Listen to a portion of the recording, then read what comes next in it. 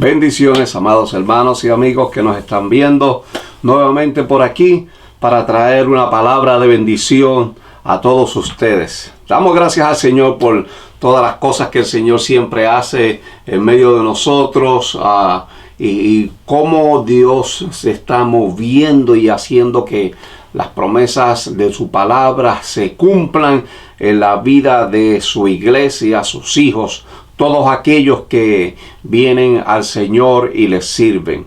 En este día yo quiero hablarte acerca de Jesús el vencedor. Jesús el vencedor. Si nosotros nos ponemos a mirar la historia del hombre y la historia de la Biblia, de la palabra, cómo el hombre cayó en pecado, cayó de la gracia de Dios y cómo fue maldecido a causa del pecado, porque un enemigo se puso en contra de Dios y él quiso ser igual que Dios, pero nunca pudo serlo, porque como Dios no existe otro, no hay otro Dios más grande que el que tú y yo le servimos. Y por eso nadie puede reemplazarlo a él. Pero ese enemigo, él quiso destruir lo que Dios, el Padre, había creado. Y una de las cosas que ese enemigo se molestó, se enojó, se airó, es lo que Dios creó con sus propias manos. Contigo y conmigo, el hombre. ¿Por qué el enemigo se enojó? Bueno, la palabra nos enseña a nosotros que una de las cosas por la cual se enojó él es porque Dios lo creó al hombre a su imagen y a su semejanza. Lo que Lucifer no fue creado así, de esa manera. Pero la segunda situación por la cual el enemigo se enojó en contra de nosotros los hombres es porque cuando el Padre arroja a Lucifer fuera del reino de los cielos, Lucifer tenía un ministerio antes. Y el ministerio que Lucifer tenía era el de llevar la gloria de Dios a donde quiera que él se encontrase. Ese ministerio, dice la palabra, que todos los instrumentos ya estaban creados, estaban hechos para cuando Lucifer fuese creado. Y ese ministerio, cuando Lucifer cayó de la gracia de Dios y fue arrojado del reino de los cielos, se le es quitado a él. Se le quita el ministerio y ahora ese ministerio Dios nos lo dio a nosotros, a los hombres, a aquellos que buscan y que sirven al Señor en espíritu y en verdad. Esto fue lo que el Señor Jesucristo le dijo a la mujer samaritana cuando la mujer le dice al Señor Jesucristo que los judíos decían que había que adorar al Señor en Jerusalén, pero ellos decían que había que adorar al Señor en el Monte Santo. Y el Señor le dice a la mujer samaritana: mujer, tú no sabes lo que estás diciendo, porque Dios está buscando verdaderos adoradores que le adoren en espíritu y en verdad. No era en Jerusalén y no era en el Monte Santo, sino donde quiera que se encontrase uno que fuese lavado con la sangre del Cordero. Por eso es que el enemigo está enojado, porque Dios le quitó ese ministerio a él y nos lo dio a nosotros ahora. Y por esa razón tú y yo debemos de sentirnos contentos, alegres, felices, llenos de bendición. El que un ministerio tan grande y tan poderoso como el que tenía Lucifer, el de llevar la gloria de Dios a donde quiera que él se encontrase, nos hayan dado ese ministerio a nosotros. Por lo tanto, cuando tú vas a un lugar y glorificas al Señor y tú caminas y tú le hablas a alguien de Jesucristo, tú estás llevando la gloria de Dios a donde tú te estás dirigiendo o donde tú te encuentres. Y eso es maravilloso. Pero todo fue porque Jesucristo es el vencedor. Pero si nosotros miramos toda esa historia de cómo comenzó todo y miramos el panorama bíblico desde acá arriba, nosotros vamos a ver que la batalla comenzó en Génesis capítulo 3, verso 15. Cuando el Señor, el Padre Celestial, Él hace una promesa. Y esa promesa que hace el Padre Celestial en el capítulo 3, verso 15, se le conoce como la promesa de redención. ¿Por qué se le conoce la promesa de redención? Porque el Padre hace juicio en contra de la serpiente, quien era Lucifer. Él hace juicio y él condena a la serpiente. Pero también hace juicio al hombre, también por haber cometido pecado, pero le da la oportunidad de ser redimido, de ser comprado. Pero el verso 15 no nos dice cómo el hombre iba a ser comprado. Ahora, en este tiempo, nosotros sabemos que hemos sido comprados a través de la sangre del Señor Jesucristo, que Él vertió en la cruz del Calvario para limpiarnos a nosotros de nuestros pecados. Somos redimidos a través de su sangre. Por la sangre del Señor es que nosotros somos salvos. Somos comprados a través de esa sangre. Pero nosotros estamos viendo que desde el verso 15 de Génesis 3, capítulo 3, comienza una batalla a acampar. De ahí en adelante es que el enemigo comienza una guerra, un ataque en contra del hombre para destruirnos a nosotros. Pero de ahí en adelante es cuando el enemigo comienza a tratar de impedir que el Señor Jesucristo llegue a este mundo, y nosotros llegamos hasta cuando ya María dio a luz y los reyes del oriente vinieron buscando al Señor Jesucristo para reconocerle y para adorarle y para traerle regalos. Y cuando llegan hasta donde Herodes y se presentan delante de Herodes, ellos le dicen a Herodes: estamos buscando al rey de los judíos. Y Herodes se sorprende porque Herodes dice: oh, rey, el único rey aquí soy yo, ¿cómo que va a haber otro rey? Y entonces Herodes juega ese truco y le dice a ellos que vayan y cuando consigan al rey de los judíos, pues que le deje saber. Pero a la misma vez, él buscó la forma de destruir a ese rey, al rey de los judíos, al Salvador del mundo, al Mesías prometido, y mandó a matar a todos aquellos niños de tan poca edad, para ver si él podía matar al Mesías entre medio de todos ellos. Pero no lo pudo hacer, porque el Espíritu de Dios puso en el corazón de José y de María el de salir del lugar donde ellos estaban y huir hasta Egipto. Desde ahí comienza esa batalla a acampar, la destrucción del Señor Jesucristo, el querer hacerle daño, el querer evitar de que Él muriese en la cruz del Calvario por nuestros pecados. Aún después de que Jesús nace y Él comienza su ministerio, ahora comienza una guerra entre los hombres, porque los hombres no querían recibir la palabra que Él traía. Los fariseos comenzaron a cuestionarlo a Él. No creían que Él era el Hijo de Dios.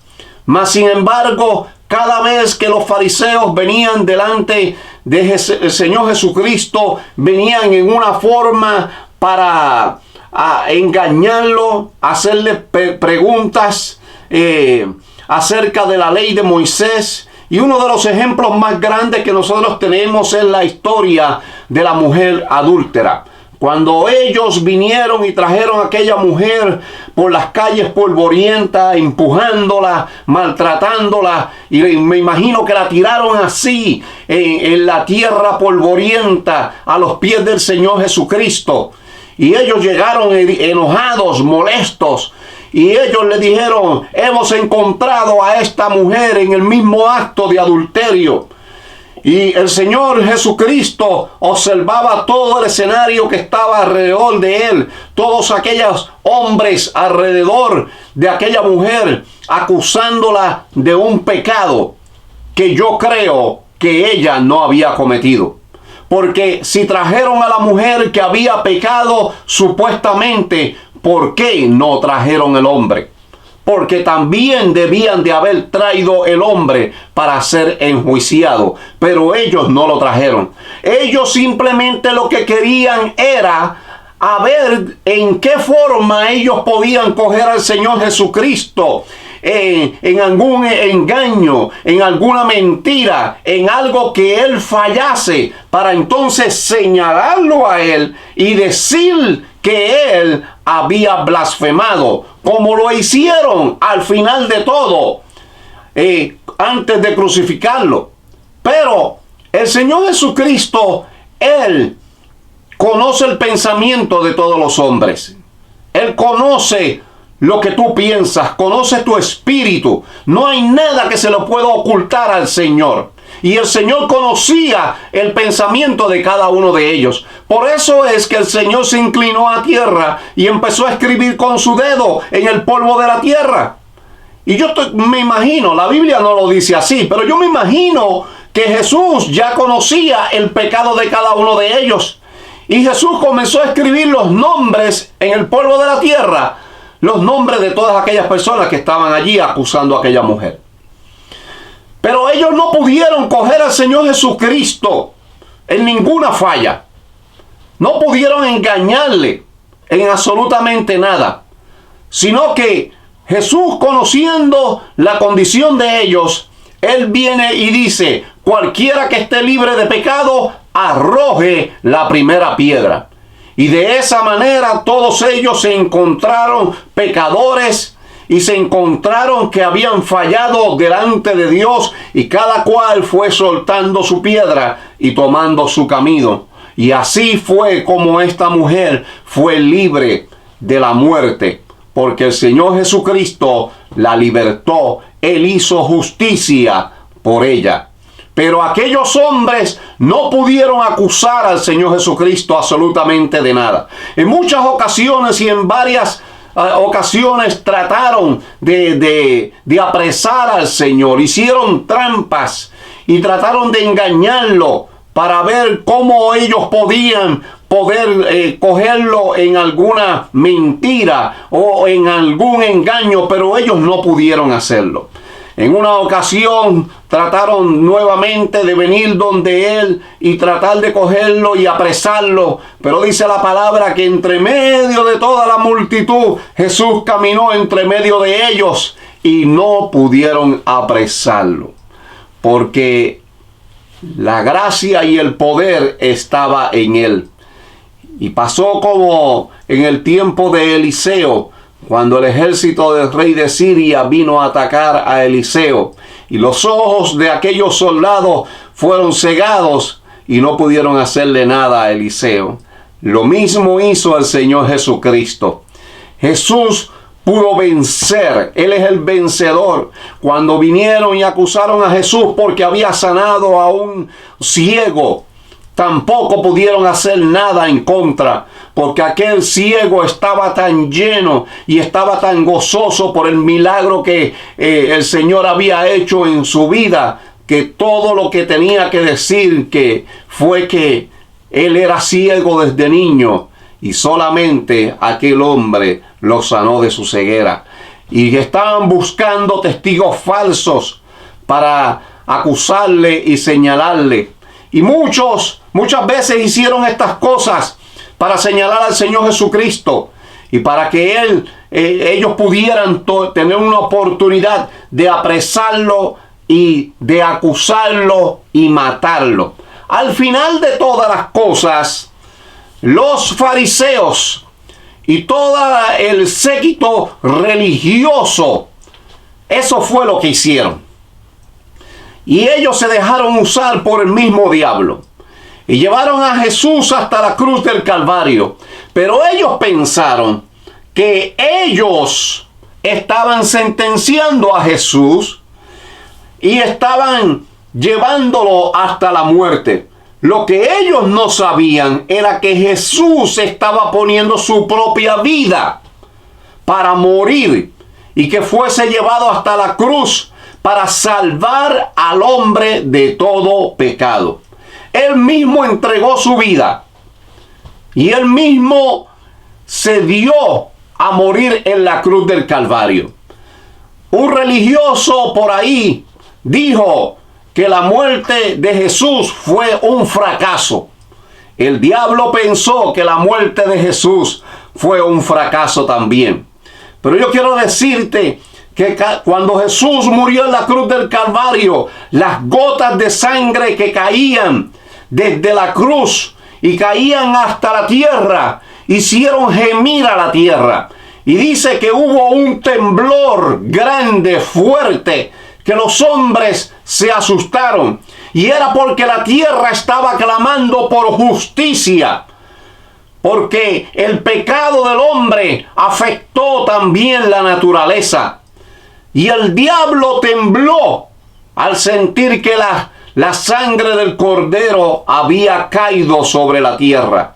Y que esa sangre estaba clamando por justicia. Ellos pensaron que Jesús murió y terminaron con él y se acabó todo. Y ya no había problema. Lo que ellos no sabían era que el Padre Celestial enviaría al Espíritu Santo hasta lo más profundo del Seol para levantar a Jesús en el tercer día. Y Jesús se levantó al tercer día como el vencedor. Todo lo que él dijo y todo lo que él cumplió se prometió.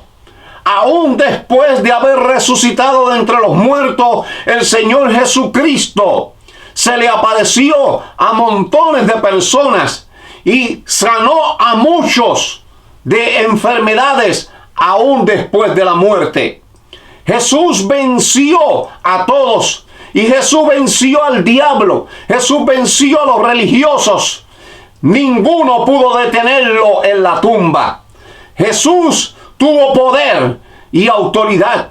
Aún después de haber resucitado de en medio de los muertos, Jesús se les apareció a los discípulos allá en Galilea y estuvo por 40 días hablándole de las maravillas y de las grandezas del reino de los cielos. ¡Qué gran Señor es el Señor Jesucristo! ¡Qué poder! ¡Qué maravilloso! ¡Qué vencedor es el Señor! La palabra habla en el libro de Apocalipsis, en el capítulo 1, y dice que en el cielo había un personaje que tenía un librito en la mano. Y en ese librito estaba sellado por todas partes. Y que se estaba buscando a alguien en el cielo que pudiera tomar el librito y romper los sellos del libro. Pero ¿qué sucede? No encontraban a nadie. Todos los ángeles, querubines, serafines y arcángeles que estaban en el cielo estaban ahí, pero no se encontraba a nadie digno de desatar los sellos que estaban en el libro. Pero de momento apareció entre medio de ellos uno que era digno y justo de tomar el libro. Y cuando ese personaje apareció, quien era el Señor Jesucristo, todos se quedaron enmudecidos y daban también gloria y honra al Padre Celestial, porque ellos se dieron cuenta que ese personaje era el único que podía tomar el libro y desatar los sellos. De la misma manera también, en los últimos capítulos del libro de Apocalipsis, dice que en los últimos tiempos, cuando ya esté todo por terminar en este mundo y sea la batalla del Armagedón, aparecerá el Señor Jesucristo. Dice que vestidos con sus vestiduras reales y con una espada en la mano, y en su pecho tendrá un nombre que dirá: el Rey de Reyes y el Señor de Señores. Y él vendrá a pelear en la batalla del Armagedón. Vendrá a pelear en contra del anticristo, de Satanás y de los demonios. Y él saldrá vencedor. Dice que pisará el lagar y sus vestiduras se llenarán de sangre. Y él vencerá. Y será la última batalla que el Señor Jesucristo peleará en contra del diablo, el anticristo, el falso profeta, y en contra de todos aquellos que no quisieron reconocerle a él como el Salvador personal. Y el diablo será lanzado al lago de fuego y ahí estará eternamente. Este es el vencedor, el Dios que tú le sirves, el Dios que yo le sirvo. Él es mi Dios, Él es mi vencedor, Él está conmigo y Él peleará toda batalla a favor mío, a favor tuyo, para que tú puedas vencer y para que tú le des la gloria y la honra solamente a Él, porque solamente Él se la merece. Él es nuestro vencedor. Dios te bendiga, Dios te guarde. Será hasta la próxima. Bendiciones.